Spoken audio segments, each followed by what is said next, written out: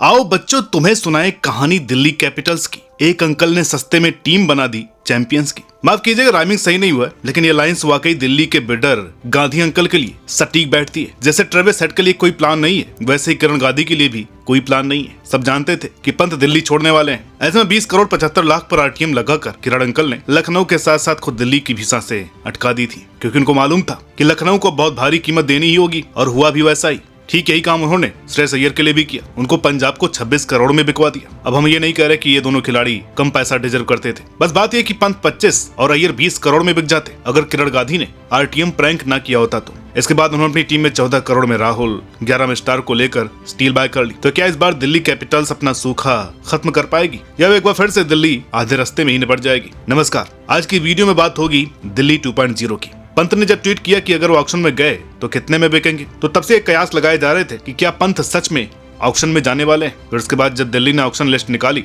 तो उसमें पंत का नाम नहीं था। दिल्ली ने पोरेल, अक्षर पटेल, कुलदीप यादव, कृष्णन स्टब्स को रिटर्न किया। यानी पोरेल के रूप में एक विकेट कीपर और मिडिल ऑर्डर कॉम्पैक्ट बैट्समैन है। 37 टी20 मैचों का अनुभव रखने वाले अभिषेक पोरेल के नाम जहां 153 का अच्छा खासा स्ट्राइक रेट है, साथ ही में 32 की बेहतरीन औसत भी है। आईपीएल 2024 में उन्होंने दिल्ली के लिए 12 पारियों में 327 रन बनाए, वो भी 160 के स्ट्राइक रेट के साथ। पिछले 10 पारी में उनके नाम 393 रन है। इस मैच की पिछली 8 पारियों में उन्होंने 335 रन बनाए, यानी कि वो प्राइम फॉर्म में है। इसके अलावा वर्ल्ड कप विजेता अक्षर पटेल भी एक बेहतर नंबर 5 या 6 के साथ साथ 4 अच्छे ओवर देने की क्षमता रखते हैं। उन्होंने इस मैच की 5 पारियों में 134 रन बनाए और 7 पारियों में 6 विकेट लिए हैं। उनके अलावा कुलदीप यादव भी टीम का सबसे अहम हिस्सा है। एकमात्र विदेशी खिलाड़ी कृष्णन स्टब्स रिटेन किए गए। तो ये रही रिटेन खिलाड़ियों की कुंडली। अब बात करते हैं ऑक्शन में उठाए गए खिलाड़ियों की, और शुरू करते हैं बैटिंग से। तो केएल राहुल सबसे बड़ी बाय रहे हैं। अभी केएल का जैसा ये सीजन गया था सबने देखा है। 226 टी20 मैचों में 135 के अच्छे स्ट्राइक रेट से 7,500 रन बनाने वाले राहुल क्या अगले साल दिल्ली में कमाल कर पाएंगे? इंग्लैंड के इस वक्त के सबसे बड़े मारधाड़ वाले बल्लेबाज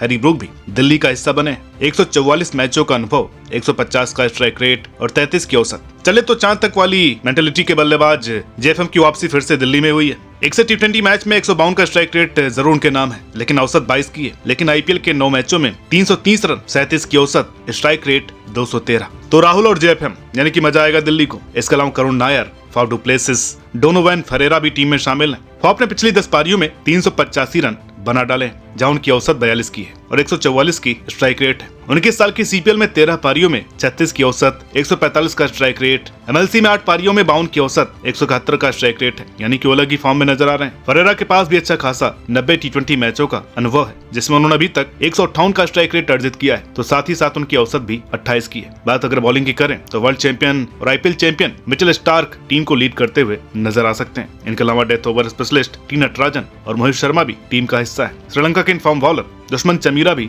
आपको दिल्ली की टीम में देखने को मिलने वाले हैं। तो रिटर्न खिलाड़ियों में कुलदीप यादव का पहनापन दिल्ली की बॉलिंग लाइनअप को और मजबूती देता है। 65 टी20 मैचों का अनुभव रखने वाले मुकेश कुमार की हालिया फॉर्म जबरदस्त रही है। हालांकि उनको टी20 मैच खेले हुए बहुत वक्त हो चुका है, लेकिन अपने पिछले 10 टी20 मैचों में उनके नाम 20 विकेट हासिल है। इसके अलावा मिचेल स्टार्क किस फॉर्म में है ये बताना उतना ही गैर जरूरी है जितना कि हेड की फॉर्म बताना। नटराजन आखिरी टी20 मुकाबले टीएनपीएल में खेले थे, जहां 8 मैचों में उनके नाम 12 विकेट शामिल हैं। वहीं मोहित शर्मा के पास 164 टी20 मैचों का अनुभव है, जो उनकी अहमियत बयां करता है। 2023 में गुजरात के लिए वापसी करने वाले मोहित ने 14 मैचों में 27 विकेट अपने नाम किए थे। हालांकि इस मैच में उस रंग में नजर नहीं आए और 4 पारियों में केवल 2 ही विकेट ले सके। वहीं श्रीलंकन स्टार चमीरा 128 मैचों का तजुर्बा रखते हैं। उनके नाम 128 सफलताएं दर्ज है। अपनी पिछली 8 टी20 इनिंग्स में उनके नाम 10 विकेट हासिल है। चमीरा मिडिल ओवर्स के अच्छे बॉलर्स में शुमार किए जाते रहे, यानी कि अक्षर, कुलदीप और चमीरा के रूप में दिल्ली के पास अच्छा मिडिल ओवर अटैक है। अब आखिरी में बात करते हैं ऑलराउंडर्स की। दिल्ली के पास इनकी भरमार है। समीर रिजवी, आशुतोष शर्मा,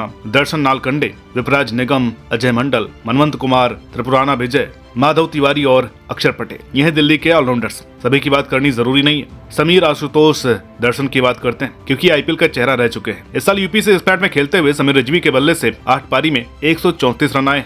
जम्मू और अरुणाचल के खिलाफ उन्होंने अच्छे मैच फिनिश किए हैं। पंजाब को इस साल आशुतोष के रूप में अच्छा खासा फिनिशर मिला था, जो कि उन्होंने जाने दिया। पंजाब के लिए उन्होंने 9 पारी में 27 की औसत से और 167 के स्ट्राइक रेट के साथ अच्छे रन बनाए थे। यही नहीं, सईद मुश्ताक अली ट्रॉफी में भी 5 पारी में उनके नाम 167 रन है, जिसमें भी 3 बार नॉट आउट रहे हैं। इसके अलावा उन्होंने 3 विकेट भी हासिल किए, यानी जिस फिनिशर की तलाश थी अक्षर के साथ वो आखिर पूरी हुई है। अब दर्शन नालकंडे को आईपीएल ने ऑलराउंडर में क्यों लिखा है मुझे पता नहीं, क्योंकि पिछली 9 टी20 पारी में उन्होंने मुश्किल से 2 बार बैटिंग की है। खैर बॉलिंग करते हुए उन्होंने ने 9 पारी में 15 सफलताएं हासिल की हुई हैं। अजय मंडल चेन्नई की टीम से दिल्ली में आए।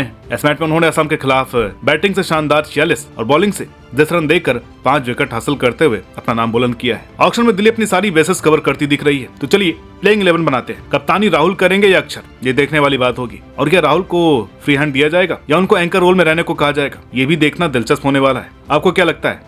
अगर आप चाहते हैं कि राहुल ही कप्तान बने तो #DC कैप्टन लेकर के बताइए कि आप ऐसा क्यों चाहते हैं। खैर, ओपनर होंगे राहुल और JFM। हालांकि अगर JFM फ्लॉप चलते हैं तो उनकी जगह फॉफ भी खेल सकते हैं। नंबर 3 पर पॉरेल, नंबर 4 पर ब्रुक या ट्रिस्टन स्टब्स, नंबर 5 पर अक्षर, नंबर 6 पर आशुतोष शर्मा, नंबर 7 पर स्टार्क, नंबर 8 पर कुलदीप यादव, नंबर 9 पर मोहित, नंबर 10 पर मुकेश कुमार और आखिरी खिलाड़ी टी नटराजन। और इम्पैक्ट खिलाड़ी के लिए समीर रिजवी, ट्रिस्टन या फिर हैरी ब्रूक, और डिफेंड करते हुए चमीरा या फिर दर्शन नालकंडे नजर आ सकते हैं। अब टीम के मजबूत पक्ष को देख लेते हैं। मिडिल बैटिंग सबसे ज्यादा स्ट्रॉन्ग नजर आ रही है। पोरायल, ब्रुक, अक्षर सबसे अच्छे और स्ट्रॉन्ग बैट्समैन है ही, साथ ही वो स्ट्राइक रोटेशन में भी माहिर है। इसके अलावा उनकी मिडिल ओवर बॉलिंग भी अच्छी है। कुलदीप और अक्षर के 8 में से 6 ओवर, क्योंकि इन दोनों में से एक तो पावर प्ले में या डेथ में बॉल डालेगा ही, तो उनके 6 ओवर। मुकेश के 2 ओवर अच्छे और किफायती होंगे। पावर प्ले बैटिंग के मामले में टीम स्ट्रॉन्ग नजर आ रही है, साथ ही साथ उनकी गेंदबाजी भी। टीम की डेथ बॉलिंग भी सॉर्टेड है। स्टार्क, मुकेश और नटराजन उनके पास है। देखिए, शुरू के 6 में से 2 over Stark, 2 over Natarajan, 1-1 over Kuldeep और मुकेश का। 7 से 15 ओवर में 4 ओवर अक्षर पटेल के,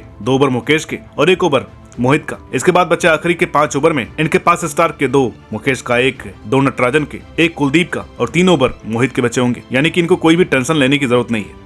कमजोरी की बात करें तो कुछ ऐसा कमजोर पक्ष दिखाई नहीं दे रहा है। वास्तव में अगर आप देखें तो उनके पास अच्छा बैकअप है, अच्छे इंपैक्ट प्लेयर है और क्या ही चाहिए। 2020 में जो टीम फाइनल खेली थी ये उससे अच्छी नजर आ रही है। बस एक कमजोरी या यूं कहें कि खराब दिन अगर हो गया, यानी पावर प्ले में बैटिंग कोलैप्स हो गई, तो इनके पास रिकवर करने का मौका उतना नहीं होगा, क्योंकि अक्षर और आशुतोष सेट होने में टाइम लेते हैं। यही हाल स्टब्स का है। इसलिए पहले के 6 ओवर में 3 विकेट गिरने पर इनका एक्सपोज होना ही इनकी एक कमजोरी होने वाली है। बाकी तो सब सही नजर आ रहा है। तो आप दिल्ली के ऑक्शन पिक्स को कितने नंबर देंगे, कमेंट करके बताइएगा। वीडियो अच्छी लगी तो लाइक करें, शेयर करें। चैनल पर नए हैं तो प्लीज सब्सक्राइब करना ना भूलें। और हाँ, जो बाकी टीमें बची हैं उन पर भी वीडियोस जरूर लाएंगे। मिलते हैं आपसे अगली वीडियो में, तब तक के लिए नमस्कार।